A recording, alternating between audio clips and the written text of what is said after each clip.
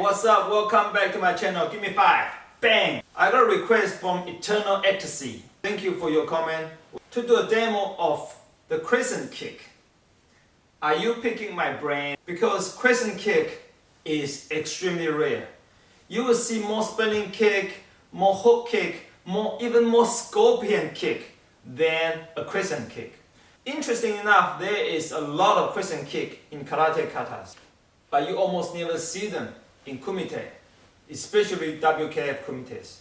I have seen people use Crescent kick in taekwondo as a knockout kick. Power is there, the effectiveness is there, but why is it so uncommon?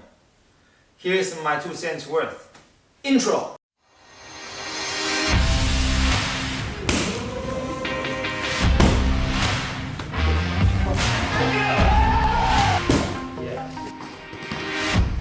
So you pull down the front hand and Crescent kick. Oh, sorry. Okay, it's fine. Try kick hard on the head, and I'll tell you how strong I feel. Okay? It's actually harder than it looks. I'm putting all my body weight in. Yeah. I think it's more of a slap. A slap, yeah. It feels like it anyway. Yeah. Because when you want to pull, you'll be stuck. You try pull me down. You try pull me down. Yeah. You're kind of stuck in a very awkward position. You almost lose balance. Yeah. Try mawashi and pull me down. Yeah. But better? Yeah. You got more power that way, right? Because my hips. You're smacking me downwards. Yeah. The Crescent kick can come in 2 forms. One is this way, and one is that way. That's also a Crescent kick. Oh. Yeah. I've seen people use it like they do a feint, that way.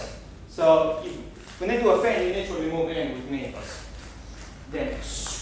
When I was doing kata, we do Crescent kick a lot. There are many ways, different senseis will explain how a Crescent kick works. I have to admit, I never really see it being a useful kick.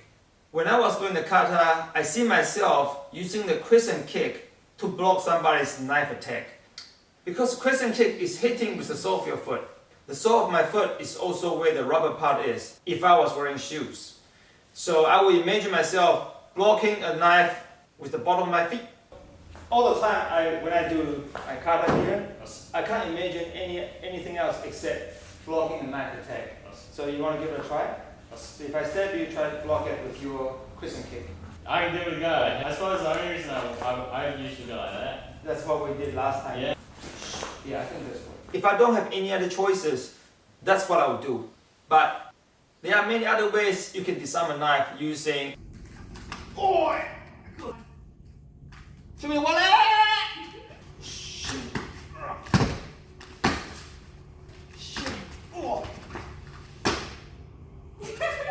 Compared to other kicks, roundhouse kick, front kick, spin kick, you have a long range with your kick. Therefore, you have more control over the distance. Crescent kick, on the other hand, gives you no choice. You really have to get up close. Crescent kick works really well against people who like to fight with their hand stab. Because Crescent kick is not a kick that you can powerfully execute as a body shot, you have to kick the head. But if you're fighting guys with proper guard, high guard like this the whole time, Crescent kick would be less useful.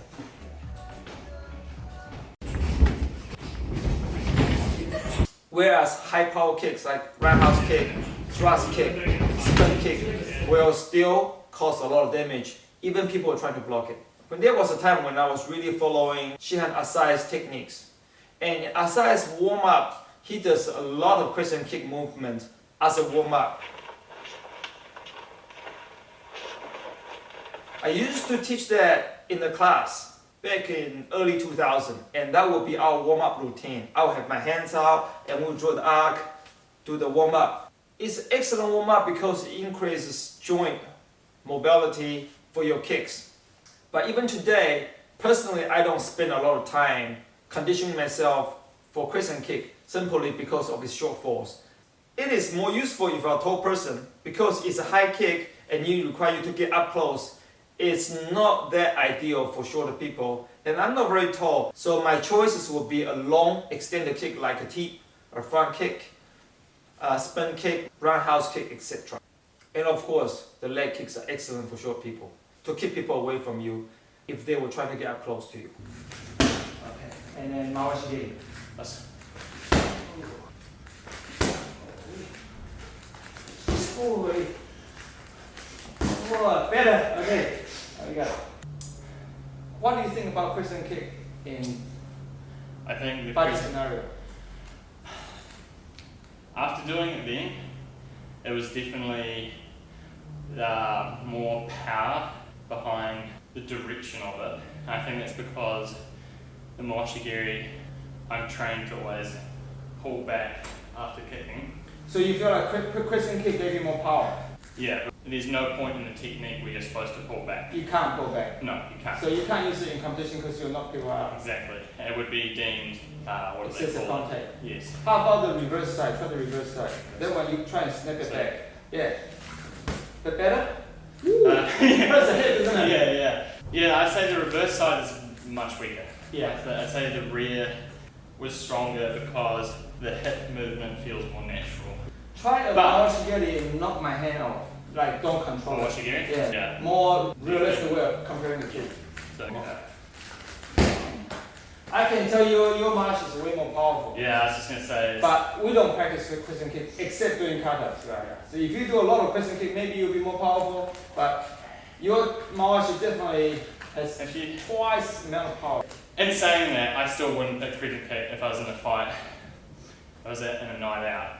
Yeah. Crescent kick's me the last thing that comes to my mind Yeah. because we don't train it and it just seems really unnatural.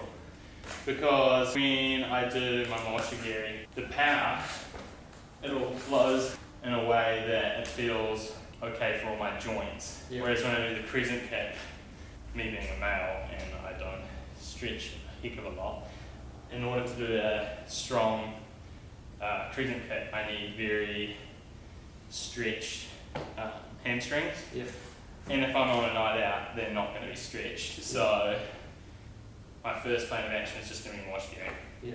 Or my gear. Because I can do that to chest height Yeah. and have heaps of power. Yeah. You can just knock their bladder. Yeah.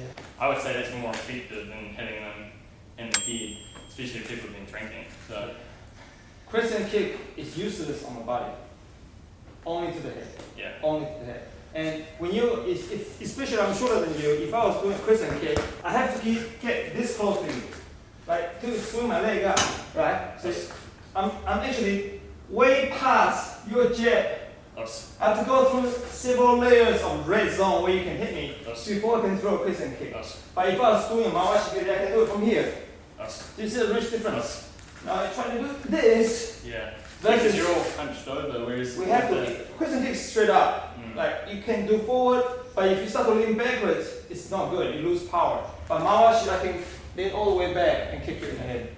Yeah, open hips up. Yeah. Better reach.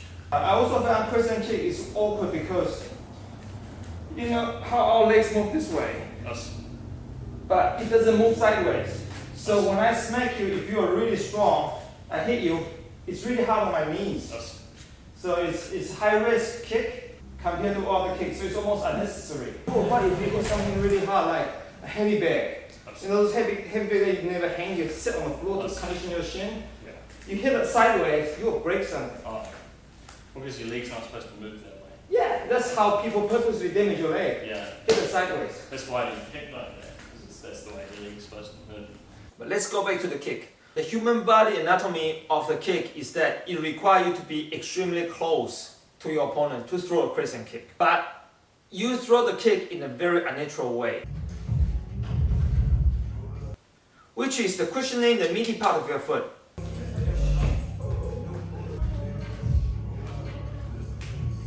Which also means it causes less damage compared to the bony side of your foot.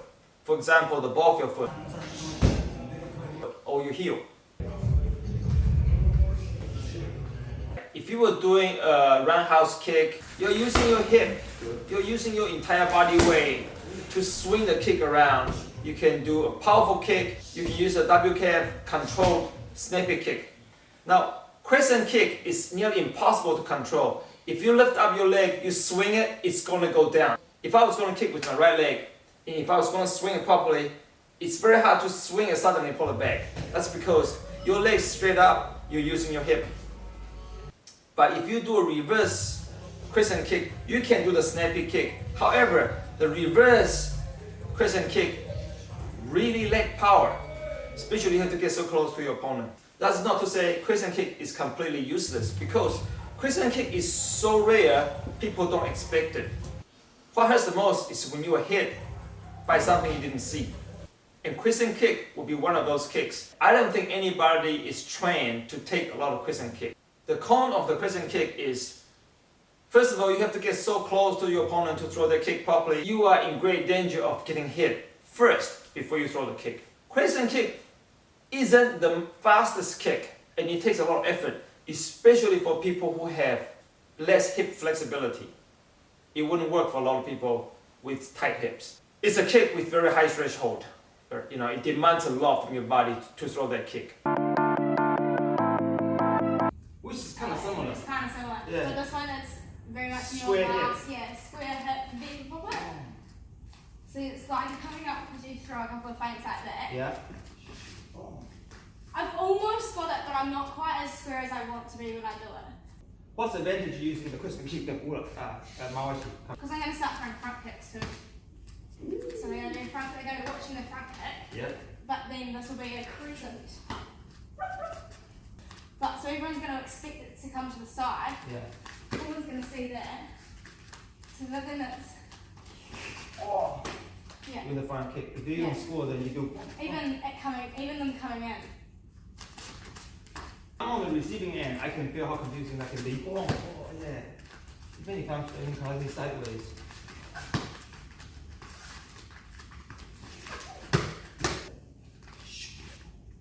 I'm probably not upright enough. Yeah, try it. Just pop your shoulder. So after you kick this way, when you swing, pop your shoulder that way instead of leaning forward. Then you might be able to land balance. Boom, boom, boom, boom. That's it. Better? Try one more. Shit. Shit. Wee. Oh. Yeah, that's better. And then pull up. Yeah. You should work on that. Yeah. Right, that's my 2 cents worth about crescent kick. If that's your favorite kick, post your comment down below. Let me know why you like it so much. Thank you for your comment. We'll see you next time.